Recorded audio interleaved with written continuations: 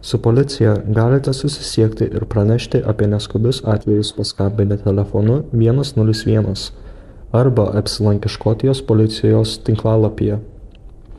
Norėdami pranešti apie skubius atvejus, skambinkite 999 iš bet kokio telefono. Tai nemokama paslauga.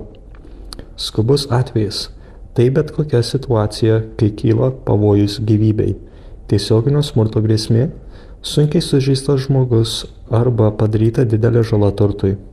Taip pat galima pranešti apie tuo metu daromus nusikaltimus, tokius kaip įsilaužimas į namus ir rimtus įvykius keliuose, pavyzdžiui, didelės avarijas, kai yra sužeistų žmonių arba jiems gresia pavojus. Į jūsų skambutį atsilieps operatorius ir paklaus, kokios tarnybos jums reikia. Policijos, priešgaisrinės apsaugos ir gelbėjimo tarnybos ar greitosios pagalbos. Norėdami susisiekti su policija, tiesiog pasakykite policija. Operatorius užduos jums klausimus, tokius kaip jūsų vardas, pavardė, adresas, telefono numeris ir paprašys pateikti informacijos apie jūsų pranešimą įvykį. Pavyzdžiui, kas atsitiko, kur esate, ar yra sužeistųjų. Pasakykite operatoriui, jei jums reikia vertėjo, jums tai nieko nekainuos, tai nemokama paslauga. Tuomet operatorius kuo greičiau nusiųs pareigūnus į jūsų nurodytą vietą. Artėjant policijos mašinoms galite išgirsti sirenas ir pamatyti mirksinčius mėlynus žibintus. Neišsigąskite, policija atvyksta jums padėti ir pasirūpinti jūsų saugumu.